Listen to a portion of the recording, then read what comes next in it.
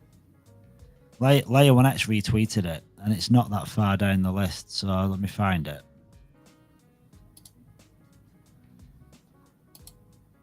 Where are we? Airdrop. No, not there.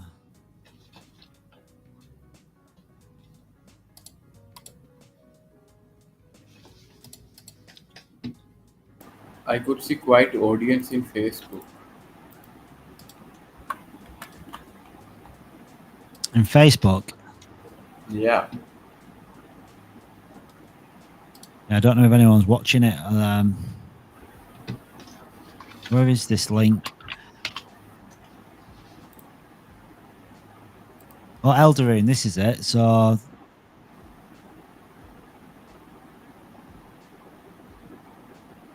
like Sleazy, I'm just gonna screen share this a second.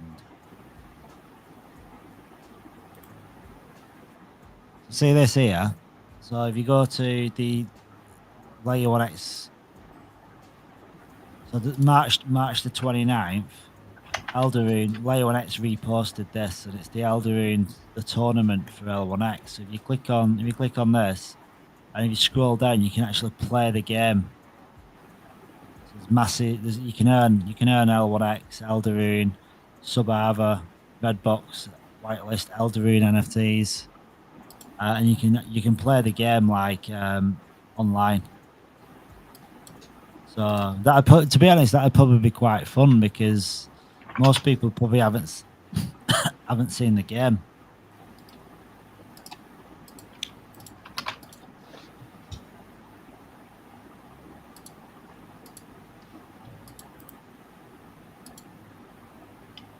Yeah, it needs some setup first.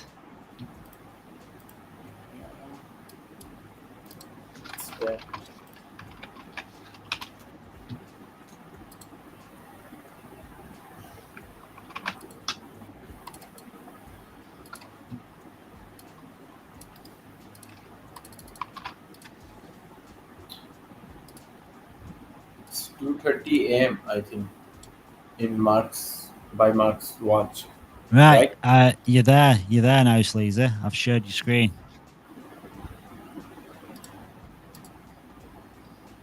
Yeah.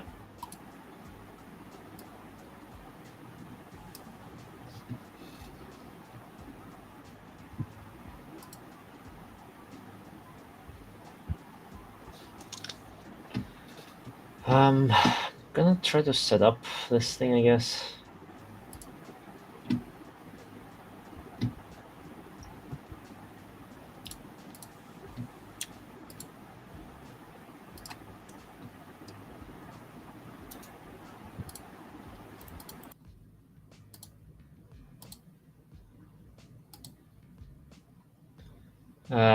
Yeah, it's gonna take quite a bit of time to actually understand what I'm supposed to do. Have you got that Eldaroon link? Yeah. Have you seen? Yeah. Because I think it's set up the wallet, login, so it'll take a few minutes. Oh, have you got to create a wallet? Yeah. Like I've already used it for the game, but like the one with the AI, but that looks to be something new.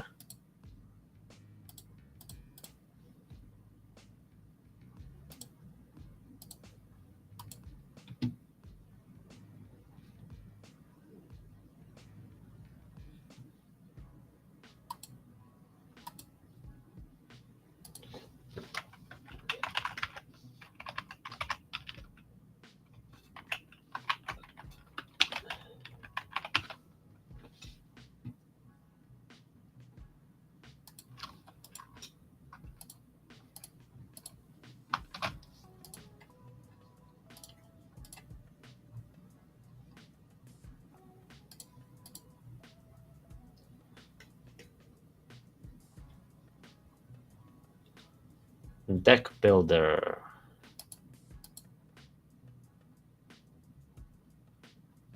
Whatever that does.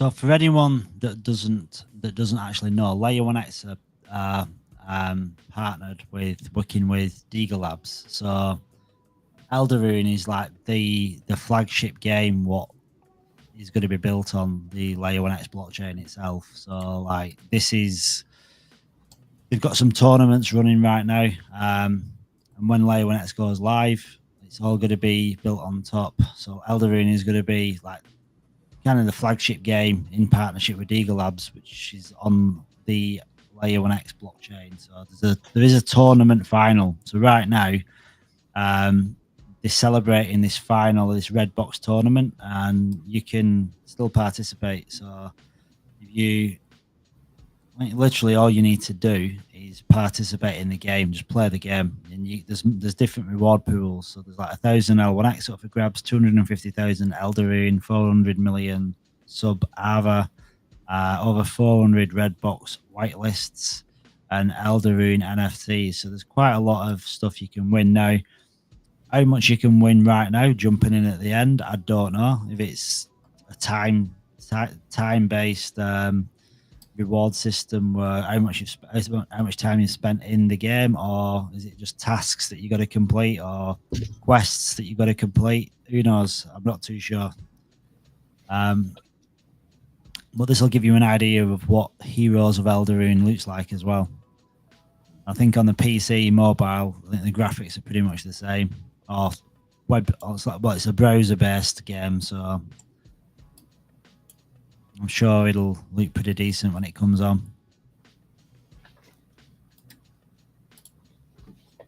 Yeah, I've done something, but it's a card game. I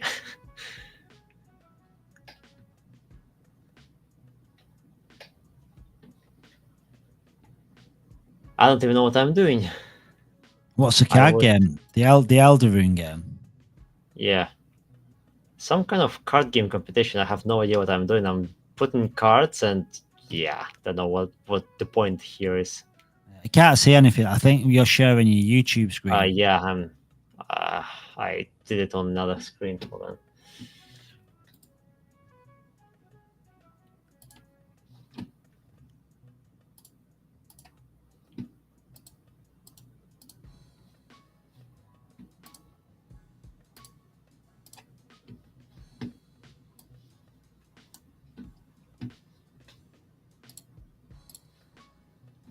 So it's like a TCG trading card game, is it? Yeah, I mean, I'm doing something, but I don't know what I'm doing. Like I don't know how I'm supposed to win even. Are you playing against somebody, or is it like an AI? Apparently, it's against somebody. Because I spent a bit of time to find the match. I like the you've got the L1X kind of representing the L1X there, aren't you? On the symbol, I can see it. I guess that means I'm losing, or like, yeah, I have no clue what I'm doing. Dude, I'm sure you'll be an expert at it by the time I wake up. Oh gosh. I would need to spend some mental energy to actually understand what I'm doing here. I have no idea. I've never really played turning card games. Trading card games. I can get the idea of it. There's probably different cards have different level, have different like tactics, different advantages. One will probably combat the other. Something's happening, isn't it?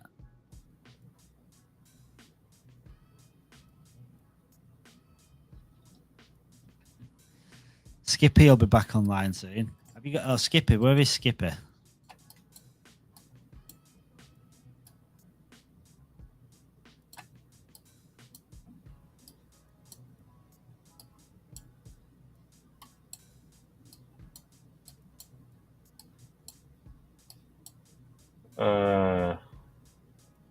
I guess I'm attacking.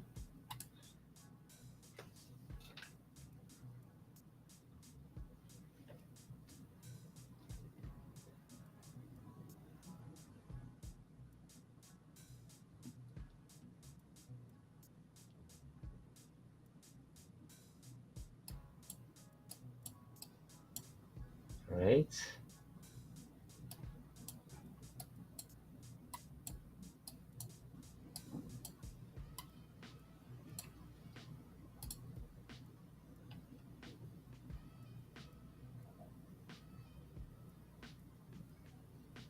He has more cards than I do.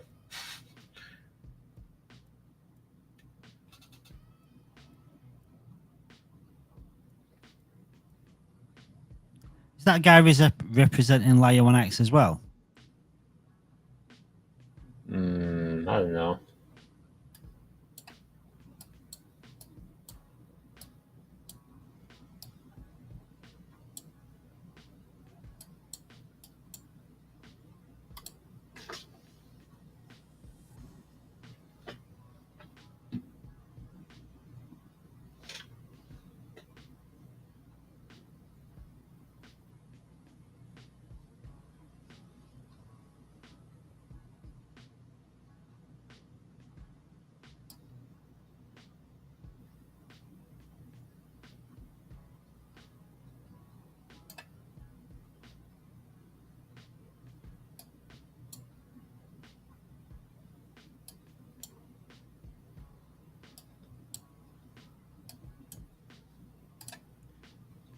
Well, I kinda understand what's going on here, I guess. Now he's gonna target this card. It's like have you ever played trading card games before?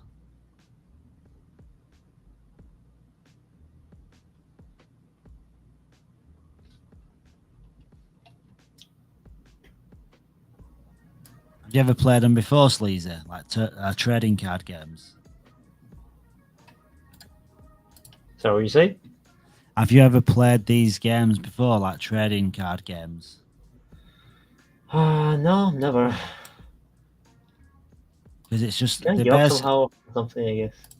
basically like it's like a strategy, isn't it? Yeah.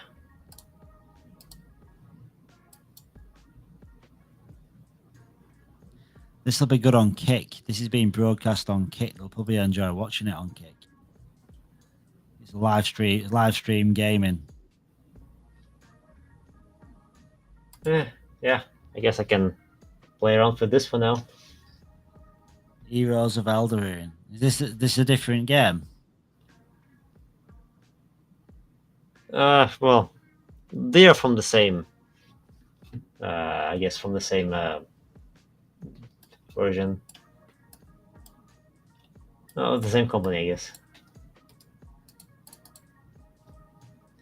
I've sent Skippy a message. I said, "Get your ass back in the VC." No.